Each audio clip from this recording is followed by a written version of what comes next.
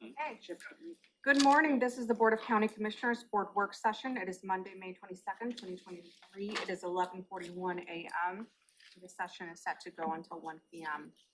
We're at 3000 Pacific Avenue Southeast, room 110. For public virtual attendance, you may follow along on the Thurston County YouTube channel.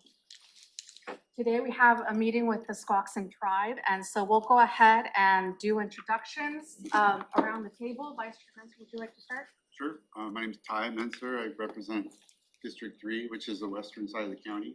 And once we do 5 districts next year, it'll be the northwest corner of the county, so kind of closest to where your offices are. And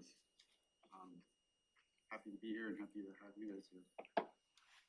I'm Carolina Mejia. I am the chair of the board, and I represent District 1, which is the middle section of the county. Gary Edwards, District 2 Commissioner, and I thought I'd wear my hat today for lunch. This is made by Holly Churchill of the Haida tribe. So I'd point that out. Thank you. Good afternoon and good morning and welcome from Mayor Chavez, Thurston County Manager. And I'd just like to take the opportunity to say thank you for coming. And I believe anything can be discussed in a great environment if we'll have food in front of us. So there's a little token of appreciation for you coming over and visit us today. Good morning. My name is Nate Schreiner. I'm with the Office of Legal Counsel for the Squaxin Island Tribe. Good morning, Jeff Dickinson. I work for the Squaxin Island Tribe's Natural Resources Department, and I live in District 3. Ray Peters, Intergovernmental Affairs Tribal Council Liaison for the Squaxin Island Tribe, and the chairman sends his best to you, and he was summoned off to a drug summit of tribal leaders, and so he needed to attend that, but he very much appreciates and embraces the relationship with Thurston County, and we appreciate the support and the contributions in participating in the EIS on the executive level. And then I believe you also had representation on the governance and funding of the preferred option, which unanimously was to restore Capitol Lake back to a functioning Deschutes estuary. And we know all those benefits, as well as it was the least expensive one. And so I won't get into that, but really do appreciate these meetings that we have.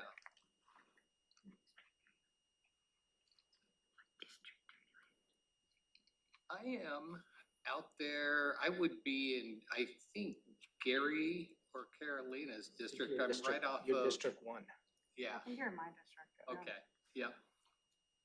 We live next to each other. Well, close. Close. Yeah. Hi, my name is Vicky Kruger. I returned to council after a couple of years of taking a much-needed vacation. Good afternoon, Jeremy Walls, Councilman #1, Squaxin Island Tribe, and thank you for lunch. I look forward to some meaningful conversation. Vince Henry Sr., 3rd Council Member at Squaxin Island Tribe. Glad to be here. Well, welcome. We don't really have items. We wanted it to be more of an open conversation to see if the commission had items, if the tribe had items that we could discuss. And maybe, so. Yeah, maybe elaborating on your statement, Ray. You know, the cooperation of the Capitol Lake. Yeah. And as you know, this has been about a 7-year process. But even prior to that, it's been going, as we joke with Jeff, it's been his career.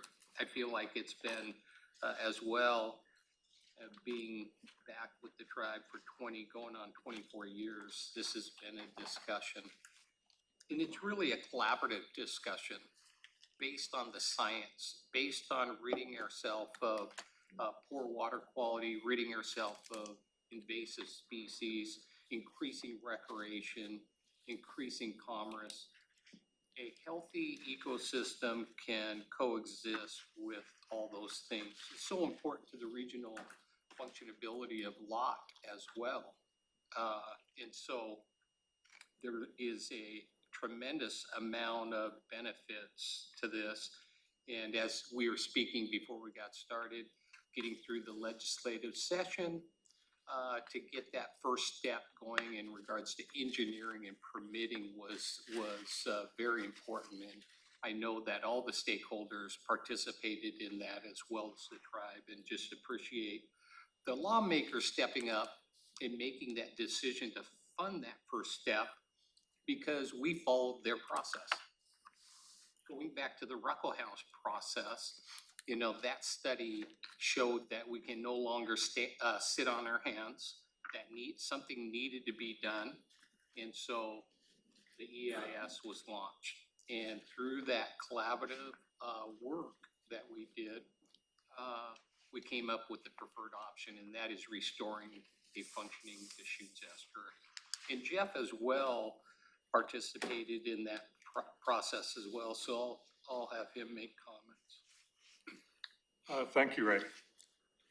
As you know, as Ray said, this has been a very long process, and it's, you know, certainly an indication of the commitment of the tribe to following up and pursuing their goals.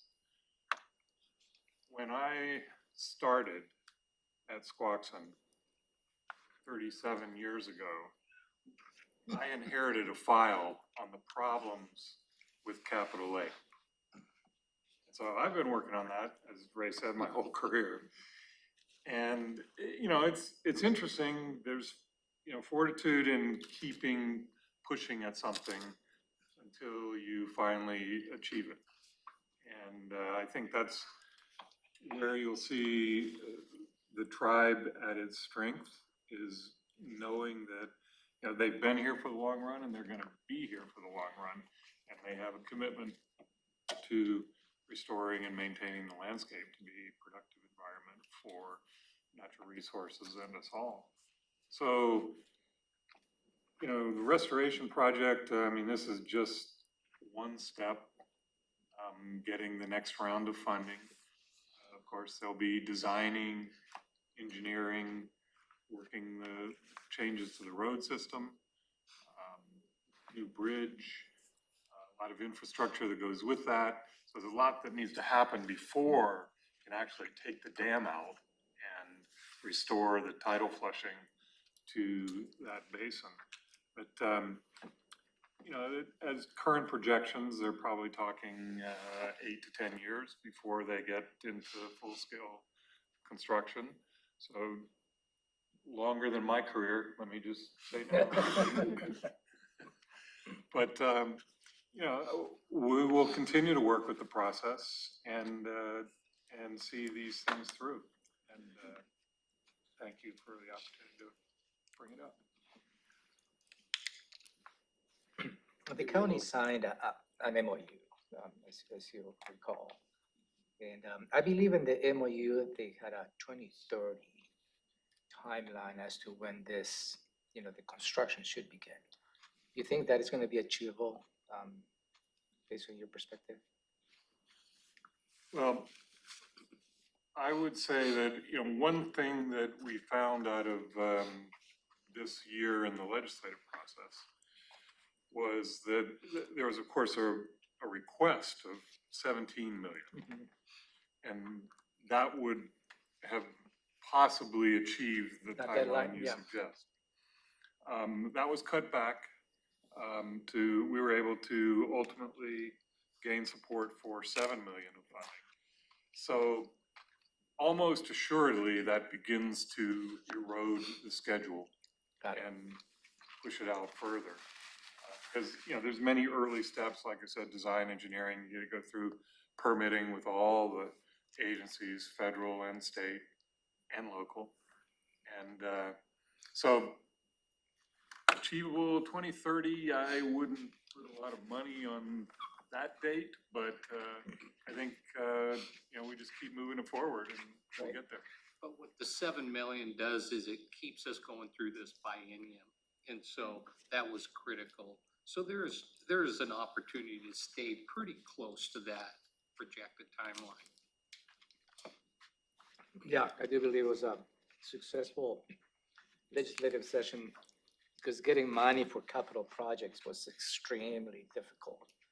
So I believe that is a reflection of how the legislature sees an important project.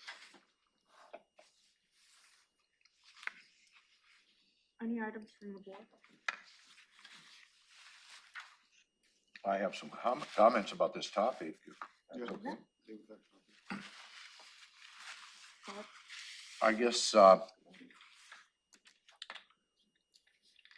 looking back in the history of how the lake was created and who created the lake, really, I mean, I'm hoping that there will be no financial impact to the tribe when this is all said and done. Other could be a benefit maybe coming from it and somewhere down the road, but I hope you don't have any capital outlay about this, because I don't see that you had anything to do with creating the problem.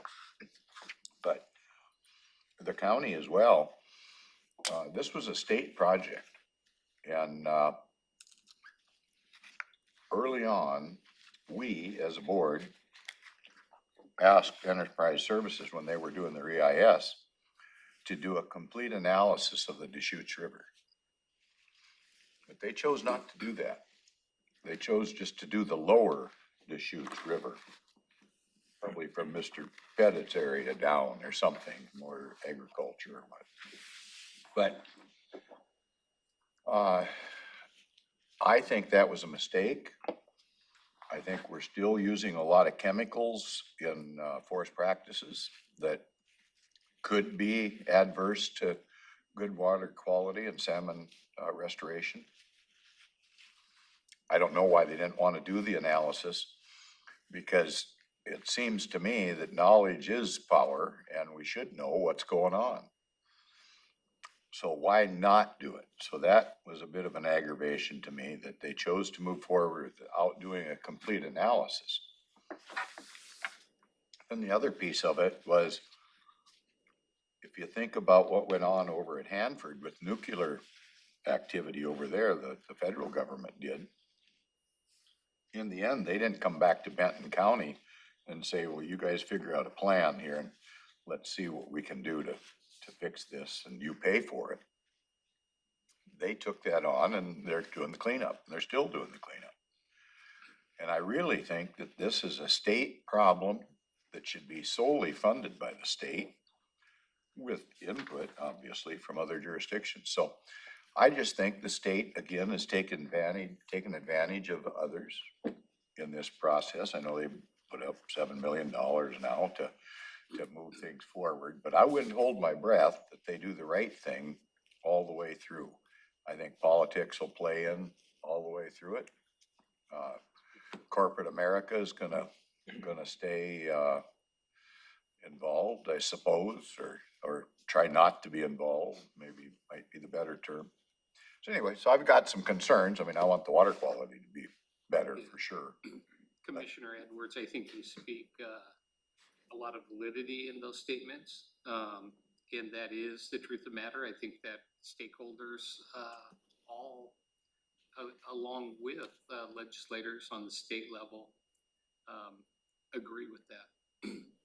The thing that we've always said is absolutely, but what's the solution?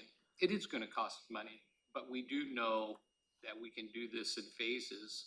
And right now, because of trust responsibilities, our federal partners are willing to chip in. And so we are already starting that process to speak with their delegation. There is federal funding that goes to exactly these type of restoration projects. The Climate Commitment Act, even the Inflationary Act has money for environmental purposes and restoration. And so while I think you speak some truths in regards to that, we need to get it cleaned up, yeah. And so, we're gonna go ahead and use all the tools in our toolbox.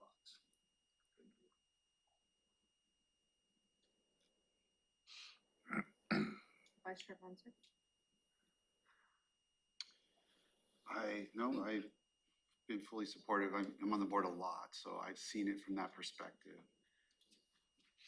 I mean, I'm glad you mentioned the cost too, because that was one of the surprising things, the EIS to me, like, probably was gonna support the estuary for other reasons, not regardless of cost, but all things being equal, or certainly, but to find out that it was the actual management of that solution was gonna be the most cost effective, to me, just made the whole thing really, really clear. But, so kind of there's like just multiple levels of layers, you know, the perspective of lot and what the community needs for development and growth and all of that, and as well as just, you know, direct water quality, environmental concerns on top of, you know, the finances of the whole thing. So I'm glad it kind of evolved the way it did, and we're getting things moving forward, and I'll be right there with you guys to advocate for whatever we need to get this done as soon as we can. This goes a long ways to rehabilitating the health of the state house as well, in some of the restoration that's going to be going on in the bay. Yeah, I'll pick up just to enhance that point. This is going to be complicated because it's not just say the footprint of Capitol Lake and we'll fix it. It's like it has, as you mentioned, a lot of upstream influence. It has a lot of downstream influence. One of the things that will be key to the effective outcome is dredging out in the bay. And as you know, all the sediment, you know, comes from the watershed and it naturally moves out of the system just like the water does.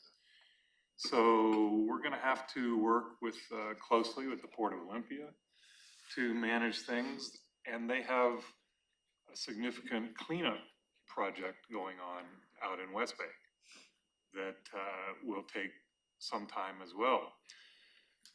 One of the reasons that's key to what happens in the footprint of Capitol Lake is that we want to be able to engage the Army Corps of Engineers in covering some of the future dredging costs. Maintenance dredging of the shipping channel, the turning basin for the port. And as we pursue that, we find out that the Army Corps won't participate in dredging projects in contaminated areas. Obvious reason, they don't want to deal with any liability. And so we need to get some of that cleanup going first before we can actually then get to the ongoing dredging maintenance that are, you know, decades out in the future. So it, you know, being able to put all these pieces together is where the complexity comes in. And, you know, I think frankly, you know, the county is in one of the best positions to, among the local jurisdictions, to see that complexity and help work with it. Because you're dealing with the whole watershed.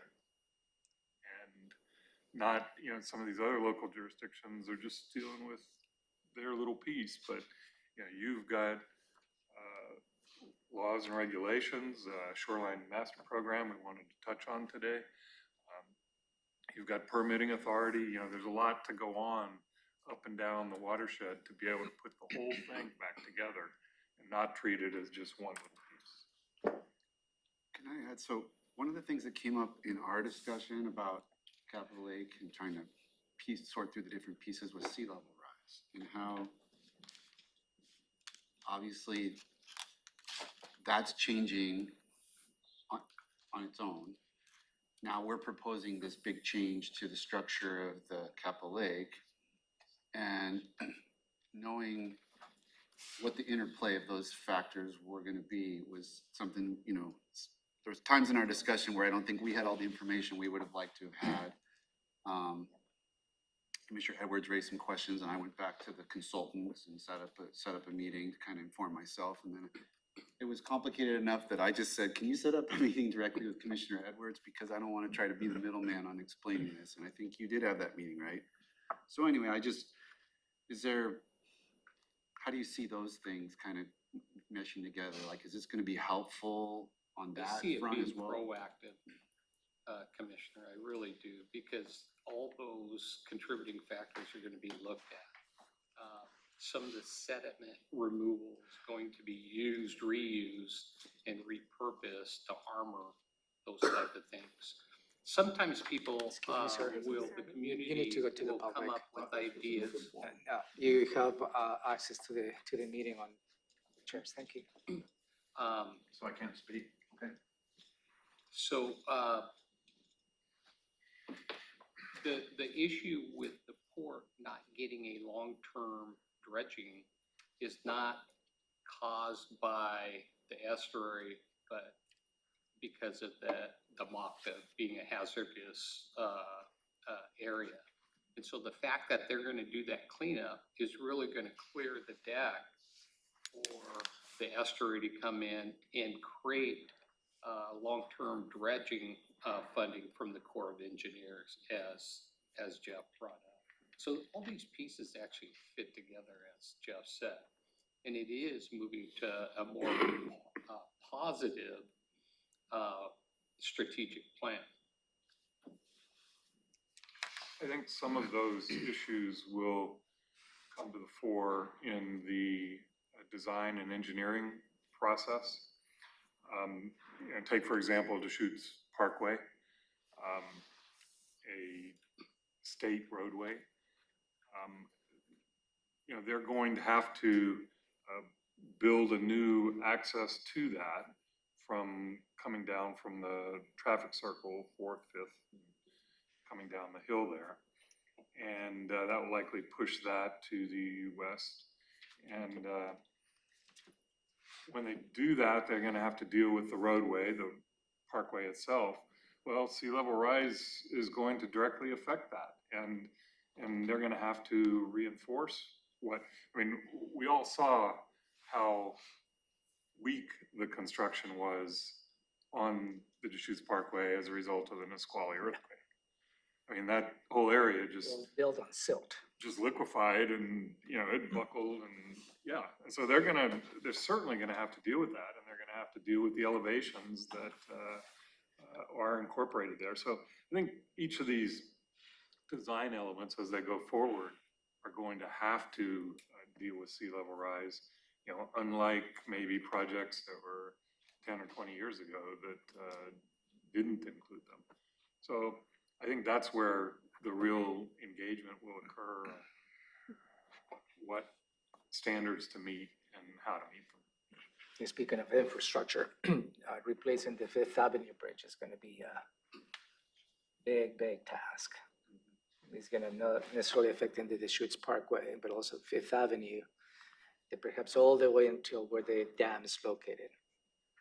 So it's gonna be an interesting project to see how that turns out.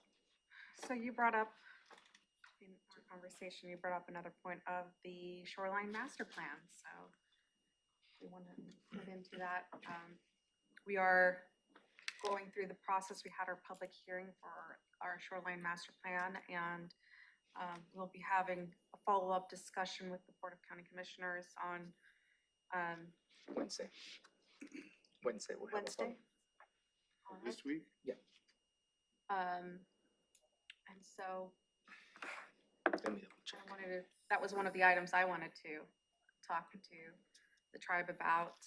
I believe Commissioner Menser sent that over. Is that correct? I had reached out to all the Yeah. tribes to make sure that you knew where we were in our process, and because I know there was input back in the past, but it's taken so long to get here that I wanted to make sure that we had updated opinion or weighing in from the tribe, because this is a long-standing policy framework that we're hopefully going to adopt this year. So I did, and we got a letter kind of at a high level, and I appreciate that. And if there's anything else, if you look further at it, we're gonna continue to be working on it, so feel free to continue to provide information if you have anything new, but I just wanted to make sure we got the, kind of an updated perspective from the tribe on where we're at on the various pieces of it. Well, thank you.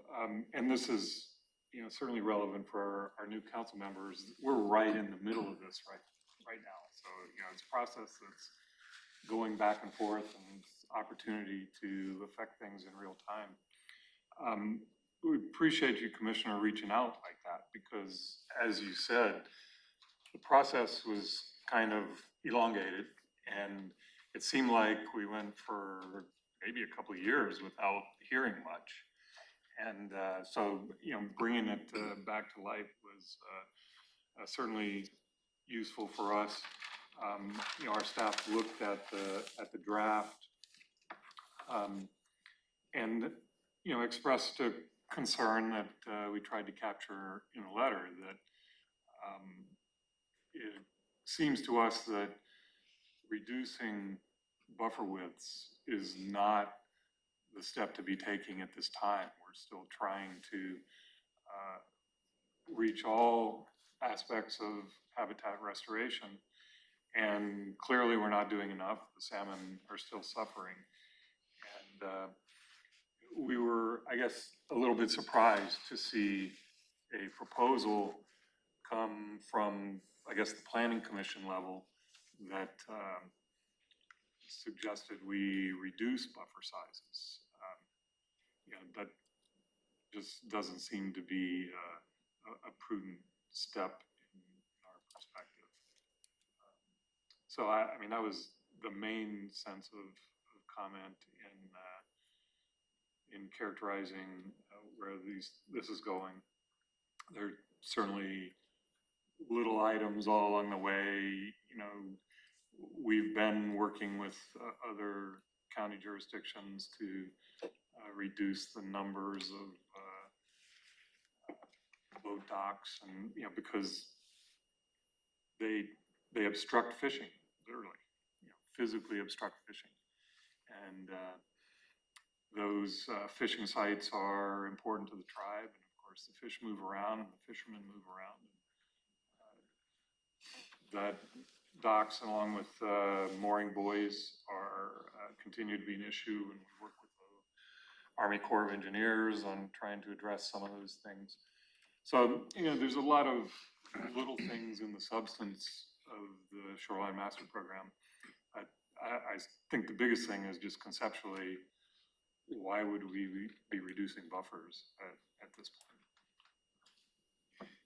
Just on that point, and I may not be completely in line with the Planning Commission recommendation, but I do want to clarify that the reduction is from a draft that was earlier considered. So even the reduced buffer is actually an increased buffer from the status quo. But it is reduced from a previous sort of working draft that staff had put together at the beginning of this process.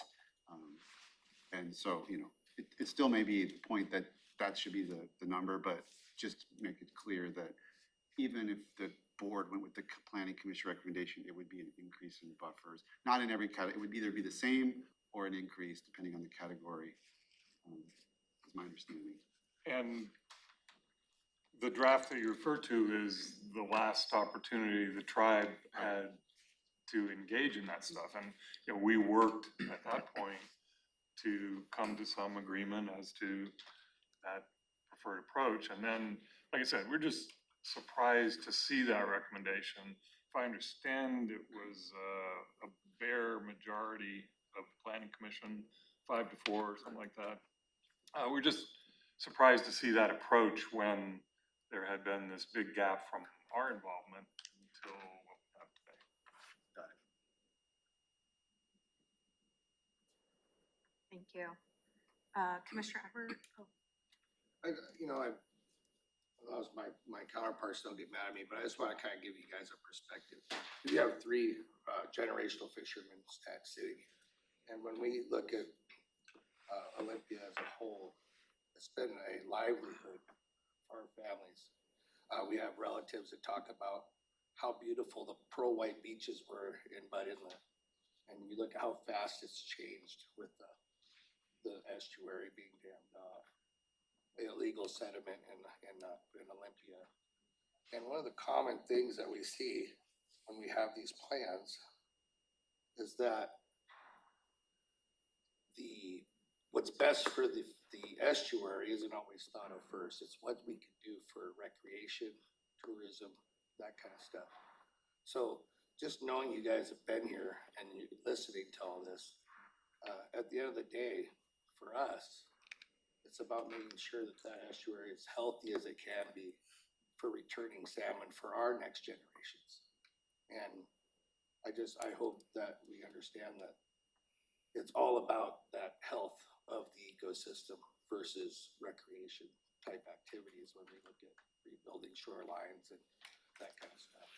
And we had the same conversation term ago when I was elected with the city of Olympia City Council regarding the trestle and what they wanted to do as far as tying in their park system, when in reality, none of that really benefited the estuary.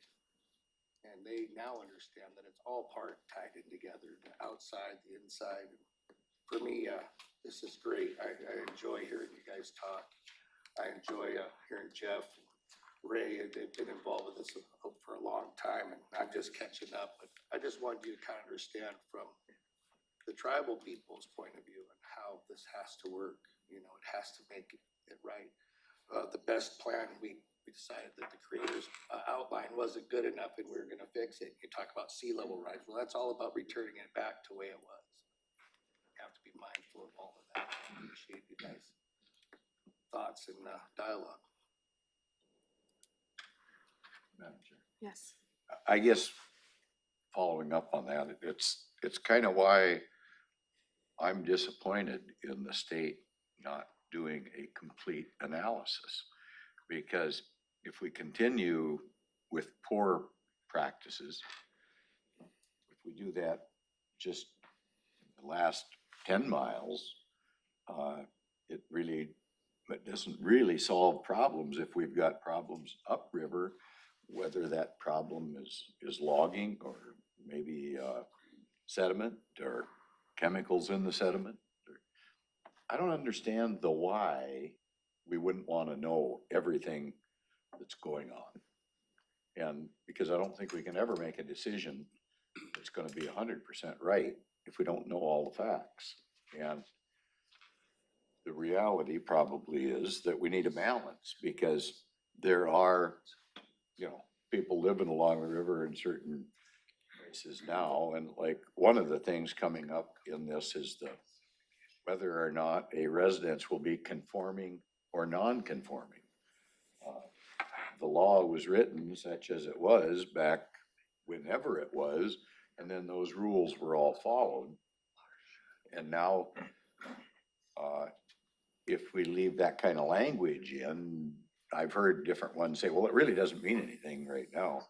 Well, maybe it doesn't right now, but as soon as you want to do something, I don't know what that something is, build a garage or whatever you want to do, but now you've got a non-conforming designation on the property, and the state says, well, you can't have a garage.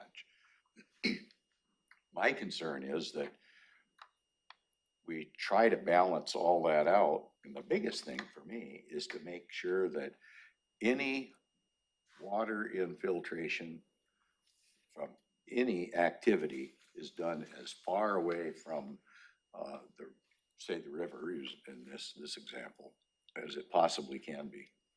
Whether that's a septic pumped up, as far from the water as it can go, or runoff, I guess, from asphalt and tires. I don't know, we got a new product where tires are causing fish problems or something now. So I think it all has to be looked at.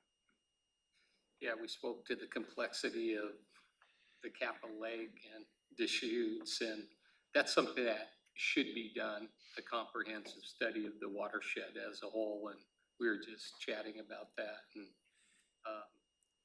we can partner further on that, and making sure that is done, because it does affect water quality and fish habitat and like you said, Commissioner Edwards, should have been. But there's still room to have that, take steps to do that. Okay. So,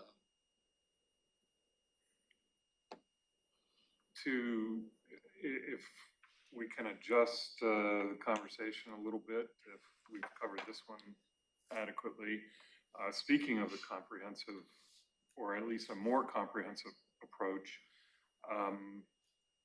Deschutes Watershed Council, something we'd like to chat about briefly.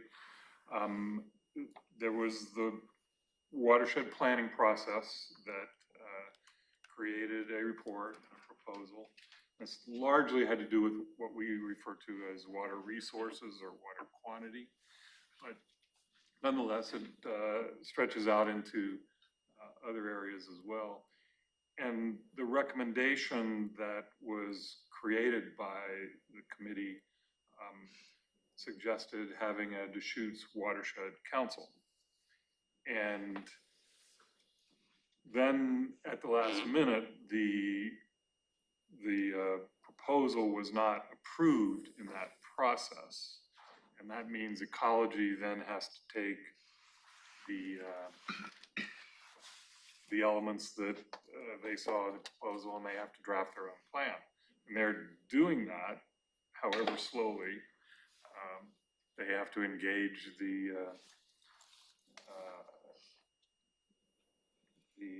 surf board with it, Salmon Recovery Funding Board, to review it and all that. So that's all taken a while. Meanwhile, we're left with a good recommendation that wasn't supported in the approval of the plan or subsequently in ecology's proposal. And there's been a lot of discussion about, well, it's a good idea anyway. Let's find a way to do it. And I think there continue to be those conversations. Organization that we often work with, DIRT, the Deschutes Estuary Restoration Team, is involved in some of those discussions. And we just wanted to bring it up for loose conversation. I mean, there's no commitments to it at this point, but maybe we can craft a way to make something work in that regard. I think it would probably be helpful for your comprehensive plan update process as well, to have a body like that to provide some recommendations on some of the water resource issues. So there was a legislative request this year that we put in our legislative agenda as an item that we supported. I got a call from some members of DIRT who let me know that, it hadn't passed, and they were asking for more information, and contacted our lobbyist about it and kind of got her perspective. And from what I gathered, there was a lot of confusion of what the request was specifically, and how it related to the other councils that are already set up, and how the other councils had already been funded. And so there was just, I think kind of like some miscommunication happening, and it's something that, from my perspective, I would like, if this is something that DIRT or the Deschutes Water Council or the tribe would like to work on, to kind of partner together and maybe draft something off and maybe get some clarification on what the actual proposal is, so we can put it forward, because there was some confusion I heard from the legislators on the actual request. Yeah, as part of legislative agenda, we included 200,000. That was the request. But I think some of the confusion was how the governance is going to be established. And I think we have a couple models, like the Nisqually River Council has a structure, some sort of governance. Is that the same type of governance where the tribe will take the lead in facilitating those meetings? I think that was probably part of the confusion, as I understand, is how this can be formed and what the governance, the right governance structure will be. But I think it will probably be helpful in the next few months to work on a consolidated approach so we can bring that back next year to the legislature for having somewhat of an agreement as to what the governance of that will be. I think it's going to be extremely, extremely helpful. Yeah, I think, we're certainly interested and willing to commit to that. I would venture to say that in the planning process and getting to a plan that was almost approved at the end, it was truly the leadership of the county and the tribe that got us to that point and included this proposal. I've worked in and around legislatures for a long time, and it's always interesting to me when it comes to funding and something that they don't have money for or don't want to fund, they always feign some level of confusion about what it is. Fair enough. But that just means we need to redouble our efforts.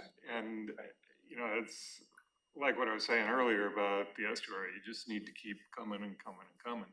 So, our staff, natural resource staff, is definitely committed to working on that issue and including Ray in that to help address some of the governance concerns, which shouldn't be too dramatic since it's not really a body that would have an authority. Right. It's mainly just, how you can address the issues and make plans to address the issues in the long run. So I think should be able to resolve those issues. I've been involved in the Chehalis Basin Partnership, and, it's very consensus-based. We all meet, it's very loose in terms of just what Jeff said. It's advisory, and it comes up with planning and raising awareness of issues. And so it's not a complex governance structure or detailed set of bylaws or anything really that has made it work for a number of years, well before I was here. But we hit a funding tweak, and then we're keeping it alive now administratively through voluntary contributions of particular members. And Thurston County has contributed, Centralia, Grays Harbor County, I think. So it's good to have it laid out how you're going to fund the operations.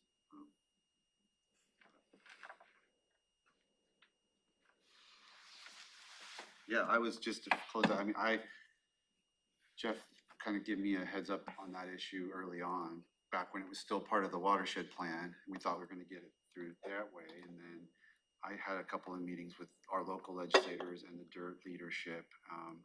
And then we advocated and got it included in this county's legislative agenda. So we're there with you on trying to find a way to get it stood up. We've got Nisqually River Council, we've got Chehalis. There's absolutely no reason we shouldn't be working right through the middle of the county on the Deschutes with all of the downstream implications that come right into the heart of our Put Inlet and all those other things. Jeff, was that the fact that they didn't come together and get that all figured out for the Deschutes, was that because it took everybody agreeing 100%? Wasn't that what the problem was? Yes. So how many ever were participating, it was, even if one held out, then it was going to go to an ecology issue, right? That's correct. Is that correct? I've kind of lost track of some of that, but it almost looks like when the criteria was put in place a couple of years ago now, it was almost intentionally set up to fail. I don't know, the way I saw it. What else do you, I guess a murder trial or something, you need all 12 to. Oh, you set up to fail because you need the unanimity. Yeah. That was rough. It was kind of like, structure. I don't know who made that decision, but it seemed to me that's what I smelled, a rat right off the bat from that. So I don't know. Well, Maybe not. Maybe I don't know if I'm sizing. the best person to comment on politics, but as you know, that bill, the bill that set up that watershed planning process had a long history of politics and litigation behind it. It was called the Hearst fix. And it could certainly be speculated that the intent of the Hearst fix was to maintain the status quo. It's succeeded in doing that. I guess, no, we may never know, I guess. Well, It is unfortunate how the watershed plan went down. Great elements, as you stated. It was an overwhelming majority, and I believe it's only one member of an industry. They derailed the whole process. So now here we are. I mean, waiting for the Department of Ecology to come up with their own plan. And I personally have not seen but the draft of that. I don't know where they are. Do we know yet? the requirement is for everybody else. It's for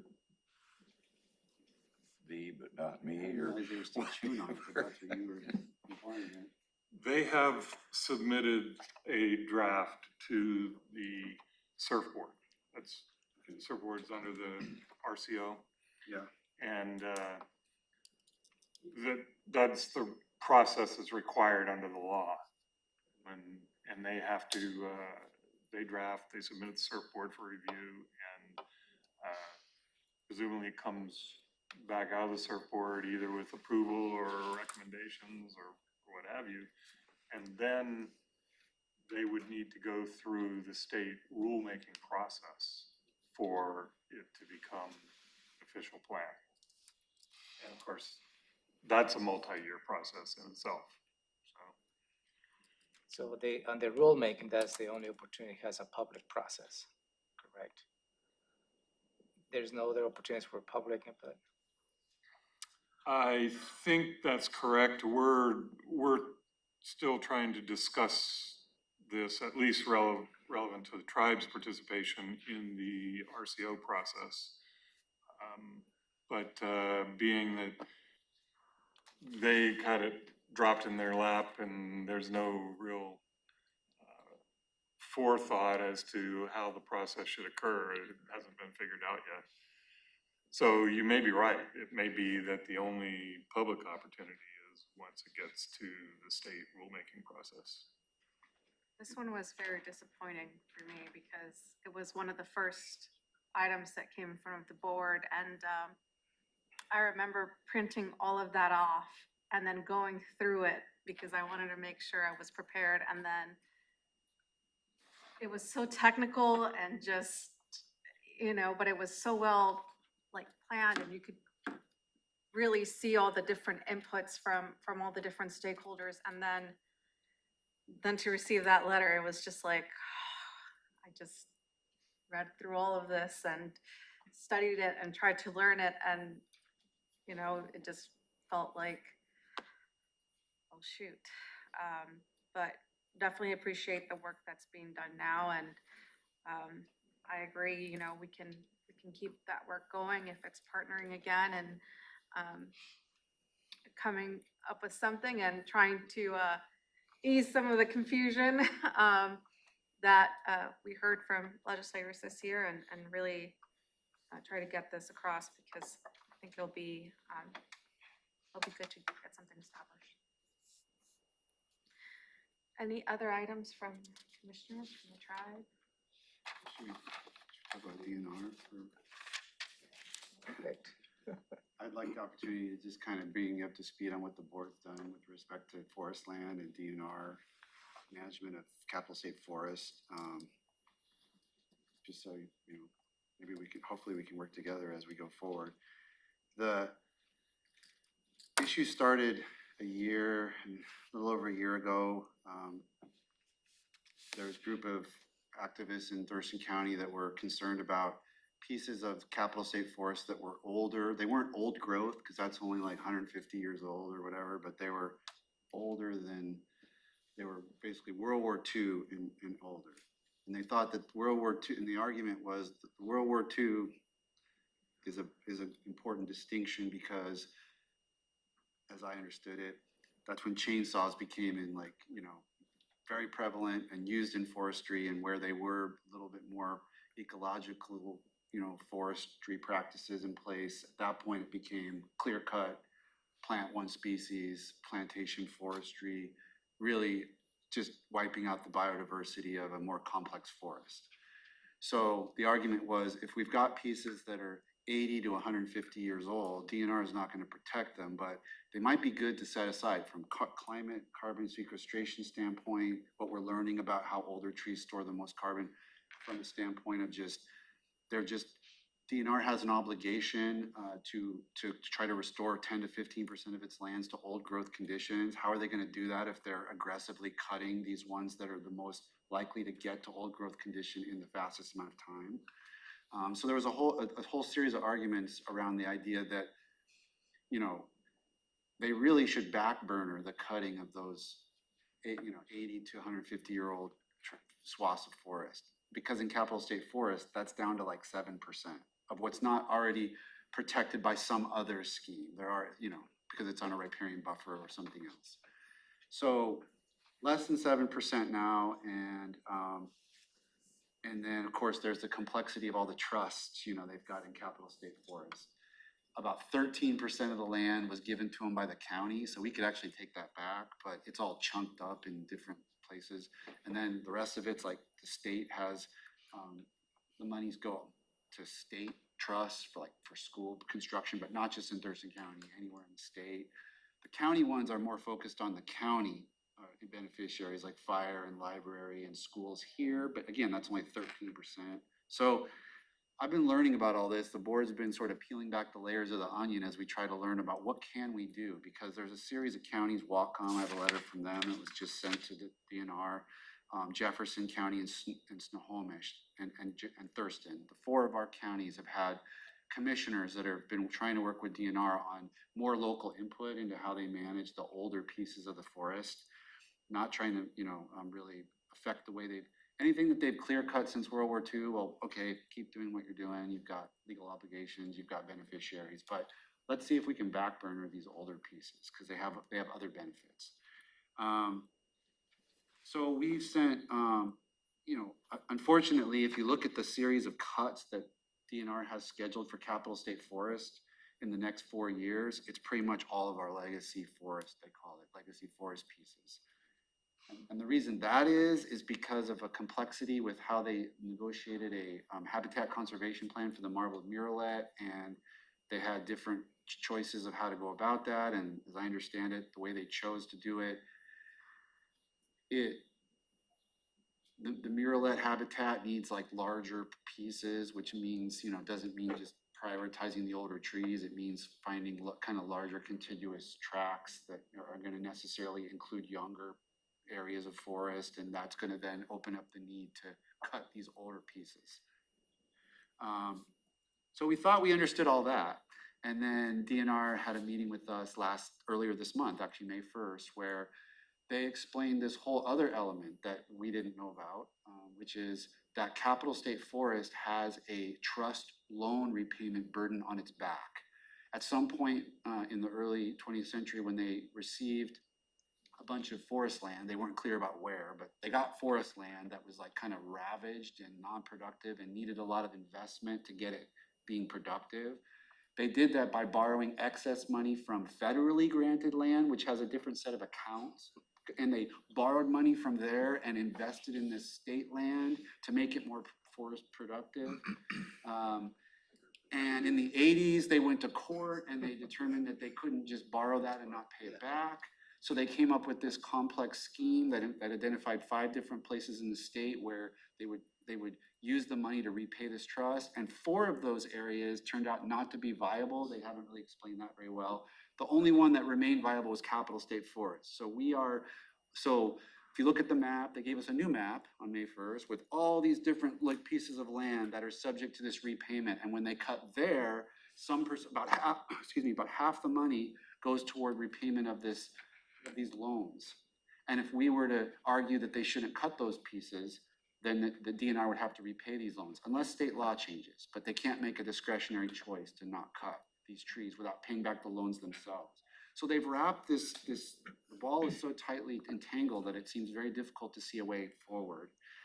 The legislature just passed this new program in the past session saying that they would dedicate $70 million of the Climate Commitment Act, natural land, whatever account, to trying to maybe do swapping of like 2,000 acres of legacy forest from counties that want to be part of the program.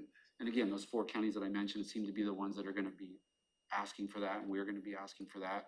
We've already sent a letter saying, yes, we're interested in trying to, they'll acquire some other type of land, and then we can swap the trust so that then they don't have to cut the legacy forests of Capital State Forest. But I said, can that apply where you've got this repayment obligation? And they said, yes, but it's going to be quite complex to manage that. But they promised us a follow-up meeting to kind of go over those details. So anyway, that's kind of where we're at. We're hoping that we can come up with a way to preserve some of these last, it's 5 or 6% of Capital State forests that are older and have a chance to become old growth like.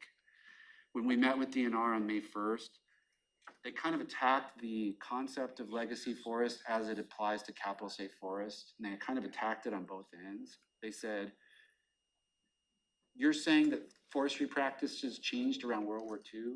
They said, that's not true in Capital State Forest. Might be true somewhere else, but here we've been clear cutting since the early 1900s because it was easy for us to access and do. So the pre-World War II forest swaths aren't as complex and biodiverse as you think they are because we were clear cutting pretty much across the board starting in the early 1900s.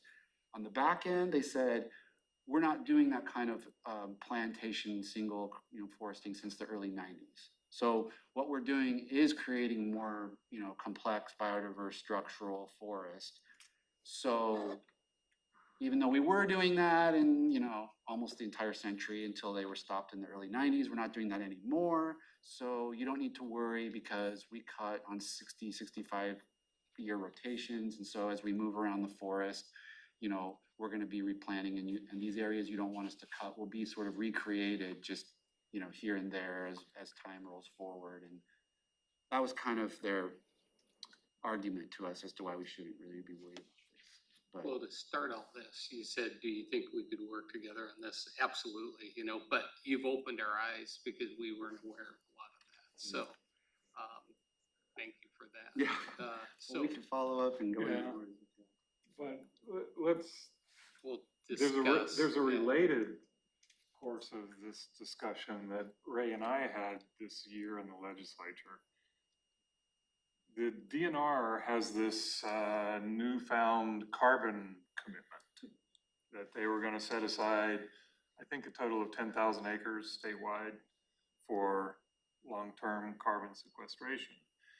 And last year, they started to roll out this plan. Like, here's the first 2,000 acres.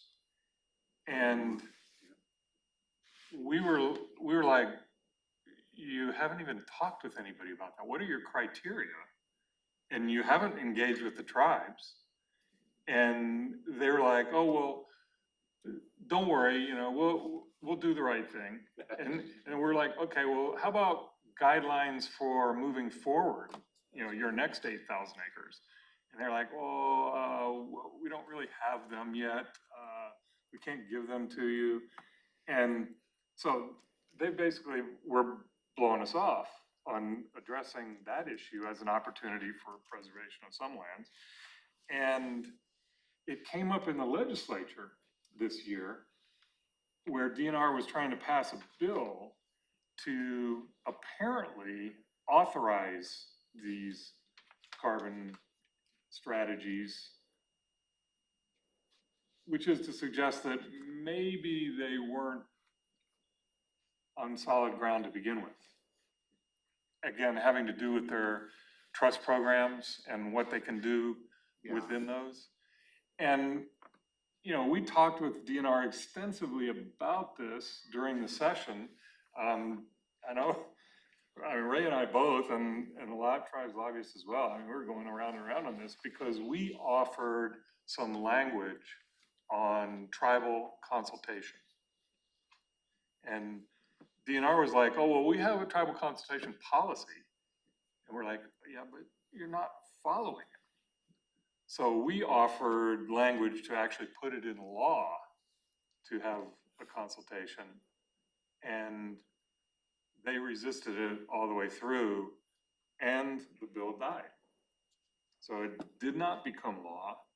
And but that program is still out there, and we're trying to figure out what the next steps are and whether DNR is actually gonna come talk with the tribes about the best way to get there.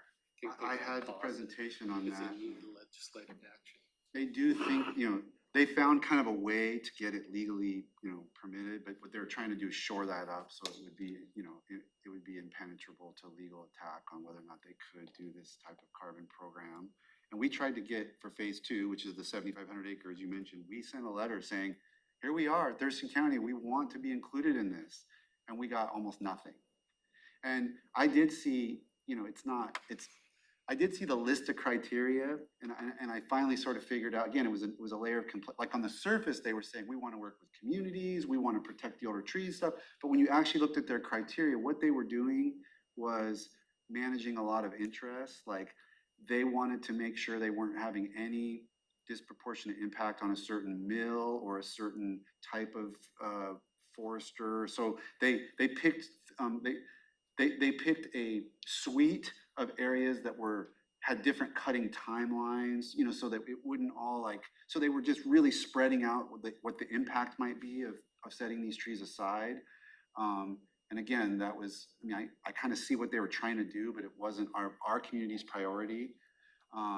So we were frustrated by that because we didn't really get as you say, you're in a different position altogether, but we didn't get the consultation we thought we were due and that we were promised. So that was frustrating for us as well.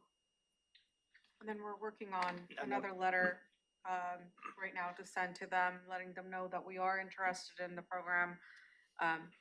We already sent. Oh, we already sent it, yes. But also at the micro scale, related to the Delica cut.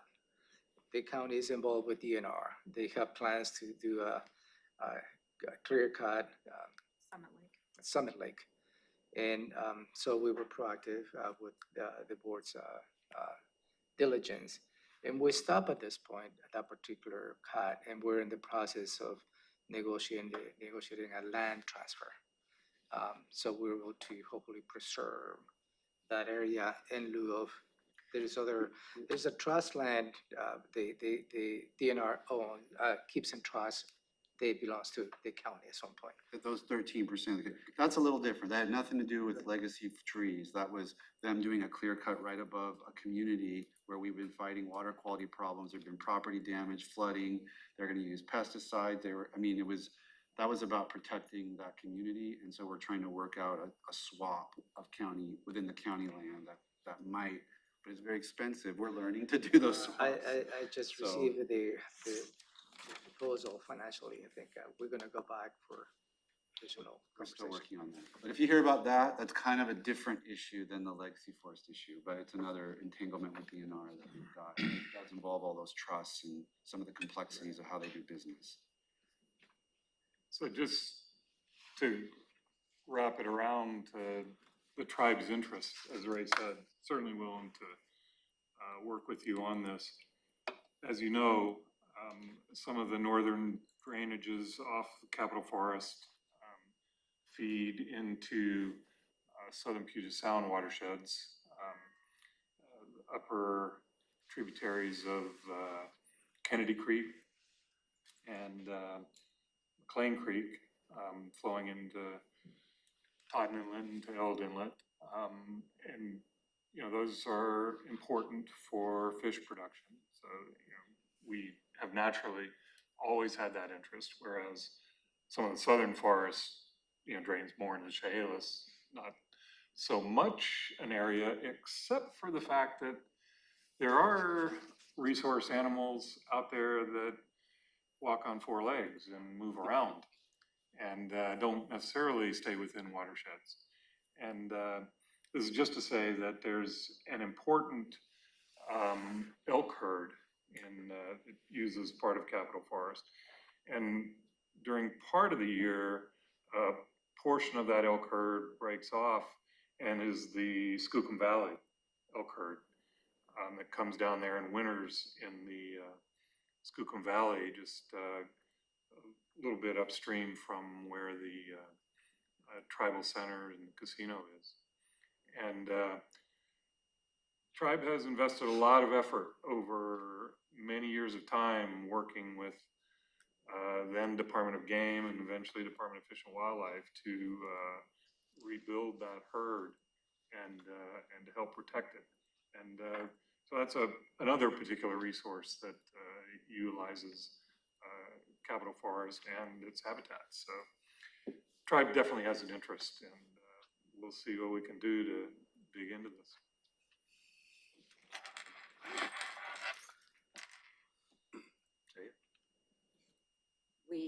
We gather cedar bark and little wild blackberries and various types of weaving and medicine out of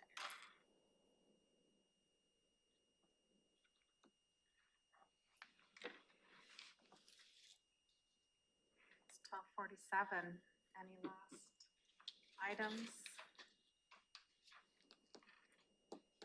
Anything from you, Nate? Just along for the ride. Well, just on behalf of the board, thank you so much for coming here today and for discussing various items with us. We hope to continue this great partnership that we have with the Squaxin tribe, and, you know, to continue having these meetings. I think they're very productive, they're very helpful, and it helps, you know, for us to continue really being partners in our communities, and, you know, everyone benefits whenever there's these intergovernmental partnerships. So just very appreciative for all of you coming here today. So with that, We'll coordinate another follow-up meeting. I think prior to the pandemic, we used to have regular quarterly meetings. I think we need to go back to the mode. It's always good just to have an opportunity to see face to face in a way and talk about common goals and objectives. So we'll work with you to set up the next meeting in the next couple of months. Yeah, I appreciate the staff on both sides staying persistent to get it scheduled, rescheduled. Coming out of the pandemic, yeah, it's been a while. But again, we're always available. You all three know that you can call me directly, call Jeff, call any of our council members. And we have that communication as well. So we're glad that we're able to meet today, and the next time we'll host and have you out. So Can I throw in my little plug for the Board of Health? Please do. So the Board of Health was expanded by state law, and one of the seats on our Board of Health is a tribal seat. It has to be coordinated through the American Indian Health Commission at the state level. But we don't have a seat right now, and we don't have a representative appointed by the AIHC. So if there's any interest in your tribe, please reach out to them, and we'd love to have you. So Thank you. yeah. I really, we definitely. yeah, I appreciate you guys getting back into doing this again. And like Ray said, you can come to our house next time. It's always good to get together and talk about our common interests and work out any differences that we might have. Thank you. Absolutely. Very well. okay. With that, it is 12:50. We are adjourned. Thank you. Thank you. Thank you. Thank you. Thank you for the lunch and everything.